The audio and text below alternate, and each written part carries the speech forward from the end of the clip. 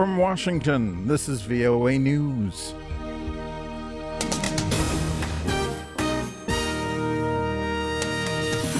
Dozens killed in bombings in eastern Baghdad.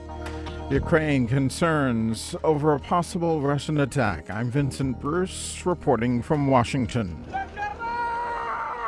Iraqi officials report at least 28 people have been killed following a series of bombings in eastern Baghdad.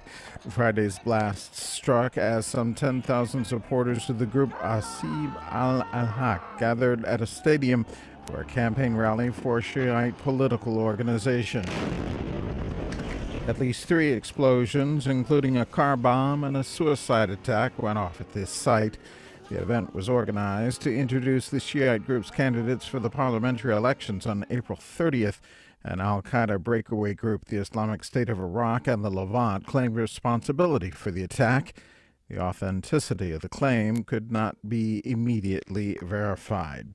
Ukraine's deputy foreign minister said Friday that he is worried that Russia plans to invade his country.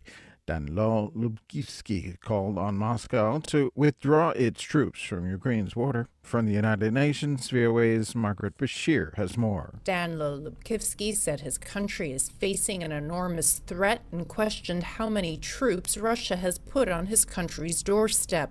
Yes, we have the information that we are endangered. Speaking to reporters at the United Nations and between meetings with UN officials and other diplomats, the deputy foreign minister said Kiev fears a further military move by Moscow. We do hope. Minister Lubkivsky also strongly condemned the detention of a group of international monitors by pro-Russian separatists. The United States has warned that it will impose more targeted sanctions in response to Russia's latest actions. Russia has said it is acting to protect Russian speakers and citizens in Ukraine. Margaret Bashir, VOA News, the United Nations. More on this story at voanews.com.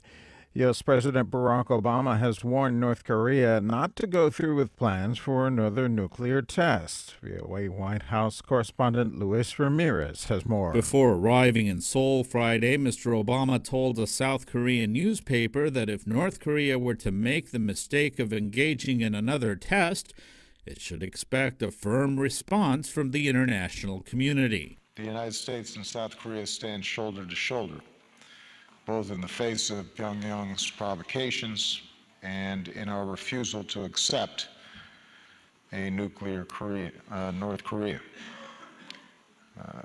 Threats will get North Korea nothing other than greater isolation.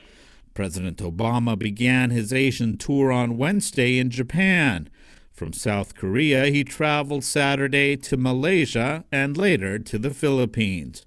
Luis Ramirez, VOA News, Seoul. U.S. President Obama says it may be time for a pause in Middle East peace talks while both Israelis and Palestinians consider their options. Obama spoke to reporters Friday in Seoul during his visit to South Korea. Realistically, there's one door, and that is the two parties getting together, making some very difficult political compromises in order to secure the future of both Israelis and Palestinians for future generations. Speaking to reporters in Washington Friday, State Department spokesperson Jen Psaki called this a transitional moment. This is a moment of transition and part of the process. We're in a holding period where parties need to figure out what is next. And as we've known all along, there may come a point, we've always thought there could be a point where we needed to pause and both sides needed to look at what was possible, and we're clearly at that point now. U.S. Secretary of State John Kerry will travel to sub-Saharan Africa next week on a trip to promote security, democracy, and a respect for human rights. The State Department says Kerry leaves on Tuesday for a 6-day trip with stops in Ethiopia, the Democratic Republic of Congo, and Angola. Most vaccines must be refrigerated for the entire time they are transported and used. That poses a problem for non-governmental organizations in remote parts of Africa. VOA's Jessica Berman has more. Because most vaccines are produced by Western drug manufacturers, Kate Elder, vaccine advisor to MSF, says keeping them refrigerated is not a problem in developed countries. When you get into contexts like Chad and Democratic Republic of the Congo and South Sudan, where electricity is scarce, it becomes a huge challenge to keep these relatively fragile commodities cold all the way through to the areas where kids need them. MSF is urging drug companies to take the lead in generating data showing that vaccines are heat stable and can be safely transported outside the cold chain. Jessica Berman, VOA News, Washington. U.S. stocks, the Dow Jones, S&P 500, and NASDAQ Composite all suffered losses on Friday. More at voanews.com. I'm Vincent Bruce.